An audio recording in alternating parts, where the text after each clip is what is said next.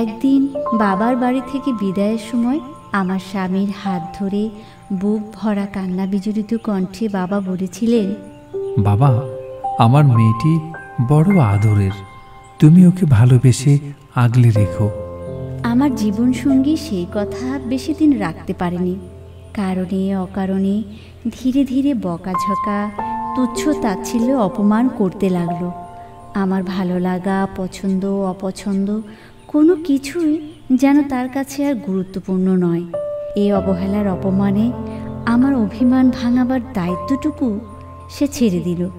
কয়েক বছর পর আমাদের ঘরে এলো ফুটফুটে একটি কন্যা সন্তান। আদরের মেয়ের কোমল হাতের স্পর্শ তার বাবার জীবনকে আনন্দে ভরিয়ে দিল। আমাদের মেয়েটা এখন ক্লাস 3-তে পড়ে। বাবাকে এক কাপ চা করে দেয়া, বাবার মাথা আঁচড়ে দেয়া, অফিস থেকে বাসায় এলে গামছা পানি এগিয়ে দেয়া, ভুল করলে বাবাকে বকে দেয়া, এগুলো আদরের দুলালি ঠিকই স্বভাব মতোই রপ্ত করেছে।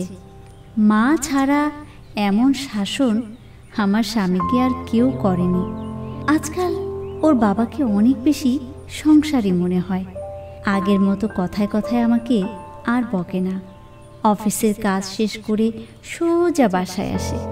বন্ধের দিন মেয়েকে আর আমাকে নিয়ে আমাদের পছন্দের জায়গায় বেড়াতে যায়, পছন্দের খাবার কিনে খাওয়ায়। সেদিন মেয়ে খেলছিল, এক ফাঁকে আমার হাত ধরে বসিয়ে বলল, নীলা শোনো, আমি বুঝতে পারছি অনেক ভুল হয়ে গেছে। একদিন আমার এই লক্ষ্মী আদরের মেয়েকেও তো বিদায় দিতে হবে। কে জানে ওর বর ওকে ভালোবাসবে কিনা। আজ মনে পড়ে গেল তোমার বাবার বিয়ের দিনের সেই অনুরোধ।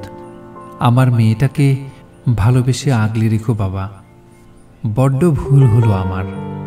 মেয়েরা যে আমাদের জীবনে কত বড় উপহার বুঝতে অনেক দেরি হয়ে যায়।